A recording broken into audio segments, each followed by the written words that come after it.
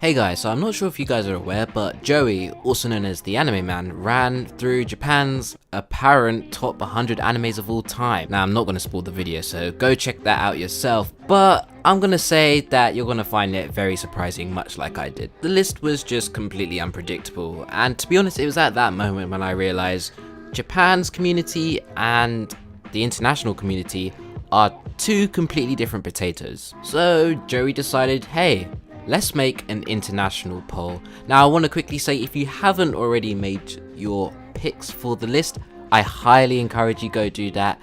Link will be in the description, but you know, you can do that after this.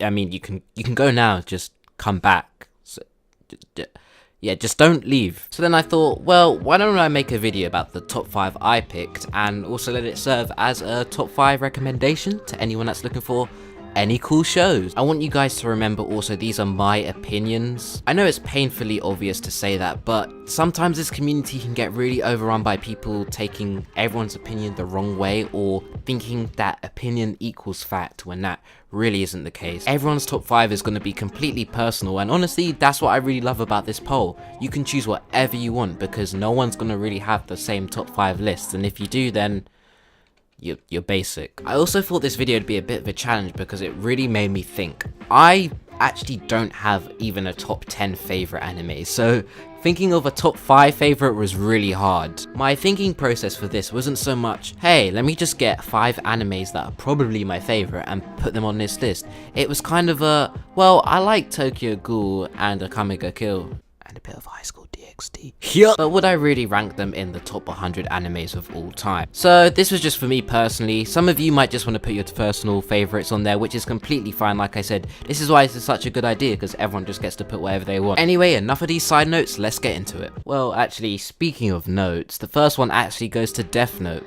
Now, I'm not sure if this will come as a surprise to many of you, but Death Note was one of the first animes I actually watched where it didn't involve various brolic men fighting each other at high speeds and firing beams up their ass. That being said, I regard it as one of the main reasons that I got into anime. From the first episode, it details a very interesting concept with a book that can kill people, and what would happen if we gave this to a young teenage wid who also wants to spread justice among the world. But why is it on my top 5? Well, there's a lot of components that make up a great anime. Plot, characters, music, animation, and for some, the ending, which don't worry, I won't be spoiled. For me, Death Note slacks in none of these areas, especially for a story that spans over 37 episodes. I may be going a few people's opinions when I say that I actually think the length of Death Note is actually perfect. I feel any shorter and the story would have had to start picking up quicker, and the grand events that happened within these slow points in the story wouldn't have felt as grand. With an anime that was made in 2006, I can say that this series has aged incredibly well, and that's just to remind me that it's getting a Netflix live. Okay, that's alright. So I leave. It's dark, it's edgy, it has an amazing soundtrack, and if I do say so myself, it's blessed anime with one of the greatest rivalries ever. Death Note is definitely a great psychological thriller that can be enjoyed by anyone, whether they be a newbie to anime or a veteran. Hence why it's on this list. My next choice is a film, and believe me when I say I really did struggle to pick this, but ultimately I had to go with the disappearance of Haruhi Suzumiya. Wait, what? Where's Kimi no Nawa? He didn't include Akira, dislike. Okay, I want you guys to really believe me when I say I acknowledge that films like Wolf Children exist and any Studio Ghibli film exists, please. But part of me was kind of expecting them to rank high on the list anyway, and I just kind of thought, why not throw a few curveballs? Now, this might not be a drastic curveball, but it's something that's a bit more personal to my taste. It's a film I really enjoy, so I thought, why not put it on the list? And if I ever make a video or a list strictly for films, you can bet your damn balls it's gonna be different, so stop crying, okay? I believe Haruhi was one of the first animes to ever start off that light novel hype train, so it's a benchmark anime when you look at it either way. The film goes a lot more deep with the characters and has a way darker undertone, which in my opinion just works really well with the series. Emotionally, it's so gripping as well, and whenever anyone mentions the series of Haruhi, which is already one of my favourite series anyway, I am always just reminded of how great the film was. If you haven't seen the series, go check the series out first and then watch the film after, as it just works better that way. Steins Gate is just brilliant. There's no way else I can describe it. Very much a slow start to a story that just picks up momentum so fast. Anyone that watches the first 3 episodes of Steins Gate and tells you it's overrated is wrong.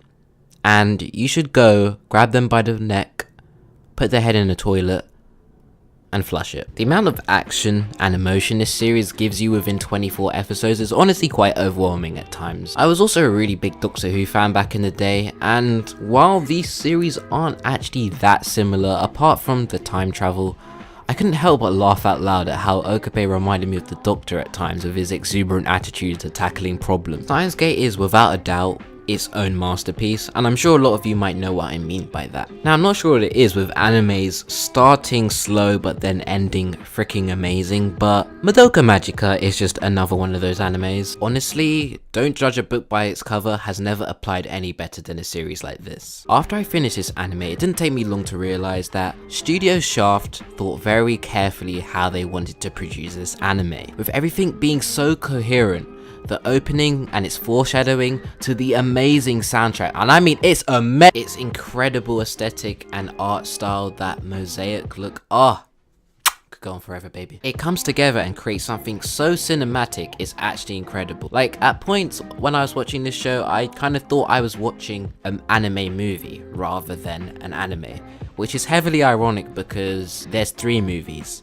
And they're also very good. If an anime can give me goosebumps, it's doing something right.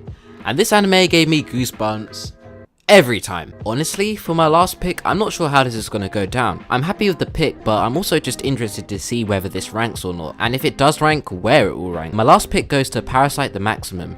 In my opinion, it's quite an underappreciated show. Not in the sense that it didn't get any good reviews, but I kind of realized that once the show was finished, it wanted to give me something way deeper than it presented me with. I felt like at points the show would pause itself and present me with a philosophical question, which I found really interesting. And then this got me thinking beyond the anime. And up to that point, not many shows had done that to me before, if not no shows have done that to me. Some people will tell you that the show takes a bit of an ugly turn towards the end, but for me, it went in a different direction than I expected it to. Just because something's quite unexpected doesn't normally mean it's bad. And I think throughout the whole 24 episodes, there wasn't one point when I wasn't even interested for any of the characters. They all had their own stories, and for me, I found every single one of them interesting. In my opinion, that's something an anime should always be commended for. I honestly think I shed a manly tear at the end of this anime because, well, I was just happy with the ending, and it just really made me think, damn, what a great story. It's also worth noting that the original manga for this anime was officially published in 1988. Now that's impressive. Thanks to Joey for even coming up with this idea. I think it's been awesome. I can't wait to see the rankings of everything. And to anyone watching, thank you for watching. I really want to hear what your favorite anime is, or your top 5, sorry. Leave them down in the comment section below. I think it'll be cool to get a little discussion going. And be sure to like the video if you did enjoy, because I'm going to be putting out some more anime content in the near future. So that being said, I'm going to leave, and I'll see you guys in the next one. Peace.